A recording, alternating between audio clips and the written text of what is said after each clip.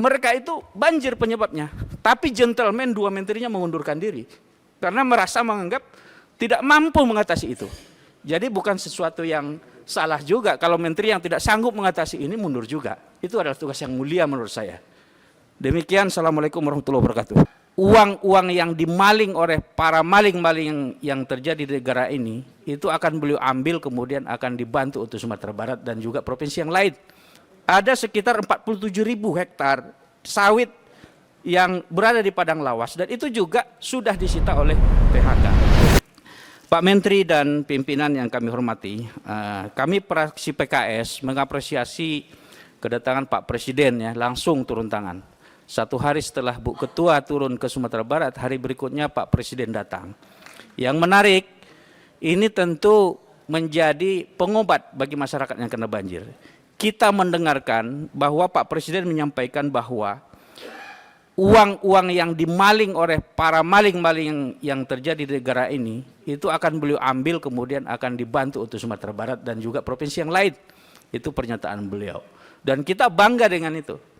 Dan salah satu fakta sekarang Pak Menteri, kita ingin menyampaikan bahwa sekarang itu hampir ratusan ribu hektar kebun sawit yang mereka itu melanggar di atas HGU mereka, yang mereka menanam di atas kawasan hutan. Misalnya di Agam sekarang, Agam itu wilayah terparah di Sumatera Barat, ada satu kampung itu terbenam Pak Menteri. Di situ ada Satgas PHK tertibkan aktivitas ilegal seluas 3.043 hektar di cagar alam meninjau. Di Sumatera Utara juga seperti itu.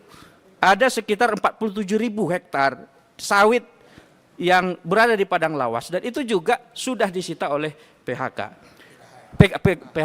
Satgas PHK. Oleh karena itu, dalam momen ini kami ingin menyampaikan ini kebun sudah dikuasai oleh negara. Dari hasil penyitaan terhadap pembalak-pembalak, kemudian bajingan-bajingan yang mereka itu menanam sawit di luar HGU di kawasan hutan. Dan ini perlu diambil, jual itu semua ladang, kemudian berikan itu untuk pembangunan infrastruktur yang hampir belasan triliun di 3 provinsi ini. Jangan sampai sekarang di tengah TKD yang sedang menurun dari pemerintah pusat ke daerah, dihantam lagi oleh bencana banjir, kemudian diberikan lagi ke daerah untuk membangun, itu tidak bisa. Oleh karena itu, ini ada kesempatan bagi kita untuk mengambil alih aset itu yang sudah dipegang oleh negara, kemudian berikan itu kepada wilayah masyarakat kita. Pak Menteri yang kami hormati, perlu kami sampaikan bahwa mereka itu sudah menikmati hasil puluhan tahun, menuai hasil sawit yang berada di kawasan hutan. Sekarang hampir 2,3 juta penduduk merasakan dampak banjir, mereka enak-enak tidur di Singapura sana. Kita tahu perusahaannya. Mereka tinggal di luar negeri, tapi uang di mereka keruk, kemudian sekarang masyarakat menikmati banjir. Nah, oleh karena itu jangan sampai mereka menikmati kopi melihat kita menderita, kemudian tidak dihukum, hanya diambil lahan itu. Yang selama ini mereka dapatkan kemana? Mereka harus hadir, datang bertanggung jawab kepada masyarakat yang terdampak banjir. Betul. Bapak Menteri yang kami hormati, satu nyawa bagi itu sangat berharga. Sekarang hampir 765 meninggal per kemarin, 650 belum kita temukan. Ini bencana besar, bukan main-main. Oleh karena itu, saya pernah membaca ya, tanggal kemarin, itu tanggal 18 November, itu kabinetnya Pak Ferdinand Marcos di Singapura, di Filipina. Mereka itu banjir penyebabnya, tapi gentleman dua menterinya mengundurkan diri karena merasa menganggap tidak mampu mengatasi itu.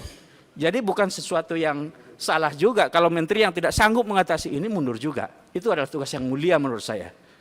Demikian, assalamualaikum warahmatullahi wabarakatuh. Stay updated, info terkini masih banyak.